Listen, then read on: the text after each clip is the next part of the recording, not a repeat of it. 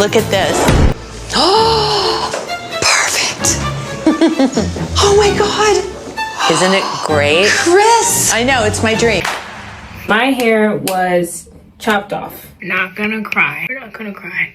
It's okay. It's okay. Stylists need to take some form of accountability. Informed consent is very, very, very important. My hair was all the way down to my thigh, and I just needed a simple trim. I don't know if this is a case of being scissor happy, hair envy, or unprofessionalism, because what do you mean somebody comes in for a trim and ends up living with a bob? This girl is competing for the Guinness World Record of the largest afro, and her hairstylist literally just cut over here. I am so frustrated because when she first announced that she wanted to enter the Guinness World Record for the largest afro, I was like, prepare for the crown on top of your crown because you've got this.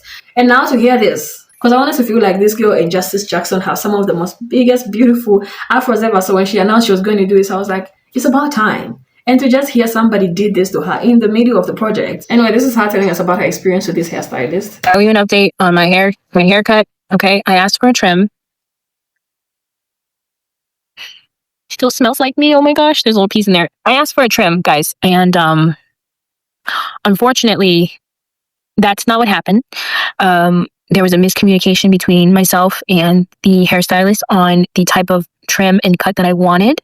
I wanted to shape it, and Jesus, I do not know how this got lost in translation. I'm still trying to wrap my head around it. I'm at the space right now where I can talk about it without crying, which is a big deal. I have been having a hard time sleeping. I've been having a hard time just like processing this whole thing. As many of you guys know, I'm going after the Guinness Book of World Records for the world's largest afro. And the reason I wanted to get my hair trimmed is so that it would look pretty. And I just thought I was doing the right thing to really just shape up the hair and make it look nice. And, you know, we went through the whole process. We had a phone call. We made it clear that we weren't doing the whole, let's get a whole thing healthy. We were just going to be taking about 2 inches off, and that I could come back in about, a month or so, 2 months after I finished the project that I'm working on, that I could come back and get the rest of the hair that needed to come off because my hair is shattered and split and dead and whatnot. And that is what I was under the impression of when we started. And somehow, some way, this is how we ended. And yes, the timing of this is unfortunate. No, I'm not going to let this stop me from continuing to pursue the things that I want to pursue. My identity is not tied in my hair. The timing of this is unfortunate. I offer so much more to this world, and that's great. Everyone who knows me in real life knows that. CEO and founder of an e-commerce business. I'm an auntie of amazing nieces and nephews. I make all types of content. I'm a follower of Christ. I mean, the list goes on. I like to volunteer my time. I enjoy servicing the community. I've always worked in the nonprofit space. I'm a giver, and that's not going to change, right? And so it's okay. But I also know that in this moment, this is other people's experiences, and this is not okay, because this could be somebody's 13th reason. This can be somebody's reason for crashing out. My hair shrunken, my braids shrunken. Sit right here. This is way more than 2 inches. This is more than 3 inches. This is more than 4 inches. It's 6 inches of shrunken hair gone. And it went very, very fast. The person that cut my hair, Diane DaCosta, very educated, very knowledgeable, very kind, beautiful soul. And I do believe that she knows a lot about hair. And, there are things that I could have done better, right? I could have asked more questions. I thought that I did. We did phone call. I sent pictures. We did an 1.5-hour consultation. And I really, really thought we were on the same page. I felt very comfortable. I got a lot of recommendations from people around, people that would be able to give me what I was looking for in preparation for this. I ultimately went with someone that I've met before and someone who I've heard speak very, very well about hair. And even then, we still had this situation happen. And as a community, I just think we need to do better. I came to the salon with my hair wet. I was told to come with it shampooed and detangled with nothing in it. And that's what I did. And sorry about that. That's the radiator, New York City. And so, if someone comes into your salon and their hair is wet and you do the consultation, you can say, okay, we need to dry this before we cut it, especially because of what you're doing. We could have easily did that. Boom, boom, boom. If, I should have came with my hair in afro, we could have put it in the afro. It would have took 20 minutes. I was at the salon all day. We could, there's just so many things we could have done to prevent this from happening. And so I really want to encourage hairstylists to slow down. I want to encourage people to ask more questions, both sides, what you need, the type of learner you are. If you're a visual learner, you need to speak up and say that, because no one's going to just assume that's what you are. They're going to need you to inform them of that information. And there's the list goes on and on and on and on and on. Am I going to let this stop me from pursuing everything that God's called me to do? No, I'm not. My identity is not tied in my hair. I have so much to offer the world. And what I'm learning from this is that, we cannot assume that people understand us. And, this is just part of the testimony. It's part of the thing that's going to help carry me to move forward. I'm not going to give up on my dreams, and neither should you. You should continue to pursue and try to do very hard things. Get yourself out of your comfort zone. I really, really have been getting out of my comfort zone consistently for a while. But this was something out of my comfort zone. Going for Guinness, out of my comfort zone. Going to the salon and letting someone touch my hair, out of my comfort zone. And sometimes when you get out of your comfort zone, that comes with risks. This obviously is one of those situations where the repercussions are big. They're big, right? And so I'm not going to let it stop me. I'm not going to let it deter me, but I do want to start having the conversation that we need to have to avoid situations like this moving forward. Because this is not a trim. This is not what I asked for. I know everyone can agree that this is not what I asked for. And, if I didn't do something right, then okay, I'm willing to learn. But I also think there just needs to be two-way accountability in these situations, because we can't just do whatever we want. And if we agree upon something, we need to stick to it. This is the hardest thing I think I've gone through in a very long time. My feelings are hurt. I feel a little disrespected. I feel like I've been robbed. There's so many. I feel guilty. I feel a little stupid. I feel a little dumb. I should have known better. It's my job to protect my crown, and I didn't. And all of the other emotions. And so I haven't quite gotten to the acceptance stage yet, but that's okay. I know that it's coming. And yeah, God is good, and He works all things out for my good. And we know that's true, okay? Because He don't call me Just the Blessed for no reason. And Just the Blessed has nothing to do with the hair. And so I just know for a fact that this will work out. And I just pray that my heart is not hardened. That is all. That's my only prayer in this moment. And I hope that you guys have a blessed day. Please try not to stress. I actually am pretty stressed, and it's okay to admit that. But you stay blessed, and you do not stress. Okay, love you. Bye. Did you see how big that bowl of hair was? That could easily be somebody else's. No, that could be my full head of hair. I don't know how long 6 inches is supposed to be, but this is my hair now. I haven't measured in a long time. That could easily have been me. So if I went to that hairstylist, I literally would have come back bald-headed. I really hope this isn't about to become a trend with this hairstylist, because this is the second person I'm seeing this week that seems to be an understanding client ending up in a horrible situation. We had that girl that was chased out of a house fulfilling code. I really hope you're not targeting people that you know that will not say much, so you feel you're at liberty to do whatever you want, because this is ridiculous. And you might say, oh, as a professional, I didn't feel comfortable just shaping her hair when I knew that she needed a trim so bad. That was your cue to tell her to find somebody else to do it. Why didn't you tell her that? And I wish she didn't even have to say, oh, maybe there could have been miscommunication on both our ends. Nope. Unless it's something you're not telling us, but you told her that she needed a trim to shape your hair just for now, and that you'll come back for a better trim, a healthier version later. How else could you have communicated that better? It's not your fault. If what you requested went against what she thought was the proper service that you needed, she could have just said, well, I'm sorry, I don't feel comfortable attaching my name to this. In my professional opinion, I feel like this is a service that you need. So if you do not want this, here's the recommendation for somebody else that can do it. Or just say, get somebody else to do it. We really need to stop apologizing for this hairstylist, because this is something that happened to me as well. Well, not the haircut. I went to this hairstylist to have my hair done for my cousin's wedding. And she literally had a gel that didn't work for me. First of all, she asked me to come with my hair blow dried. I was like, okay, whatever. I blow dried my hair. I went to her. In the middle of the night, that was around 04. She didn't have the right gel for me. Everybody else that we were with had thinner hair. My hair was the thickest. She didn't have the right gel for me. I told her, this gel is not going to work with my hair. On top of that, she used a rattle comb to try to slick it back. It was a whole disaster. I ended up having to do my hair myself while she just stood there, and I walked her through how to do my own hair and left that place having paid her in full, and also went to buy gel for myself around 04.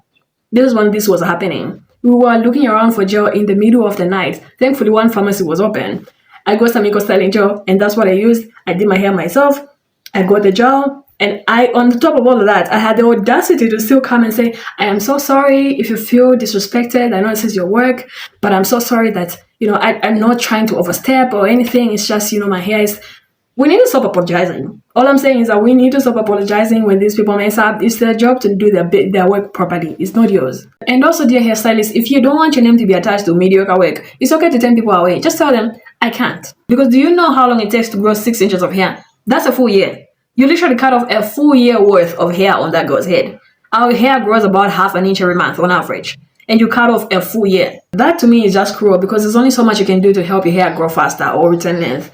It's usually a waiting game, and you cut off a whole year. Where my hair is sitting right now, my hair was sitting when I was at university, and I've been out of college for many years.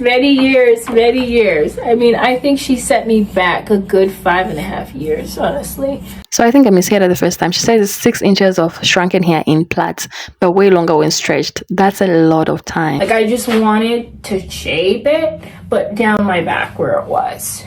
I don't know why that was so hard to understand, but I mean, I guess this is an afro. And I know that she does her hair herself, but for days when you just want somebody else to take care of your hair, I think it's better to find somebody that actually knows what they're doing with regards to natural hair. Some people are professionals, but are they professional with natural hair? Do they know how to deal with natural hair, or are they just professional hairstylists? Because some people just don't know how to deal with natural hair altogether.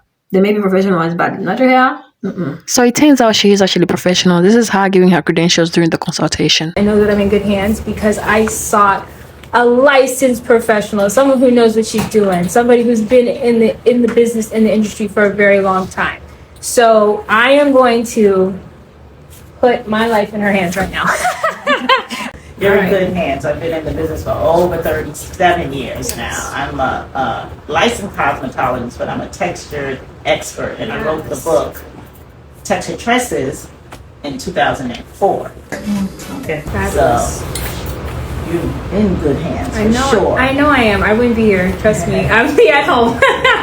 Anyway, I'm just glad that she's not giving up on our world record pursuit. The person that currently holds that title right now for the largest afro is Aevin Dugas, and she's had that title from 2010, some said, or 2012 to now. So that's around 13 years. That's a long time. And they say it took about 24 years to do it, which she began after having terrible experiences with relaxers.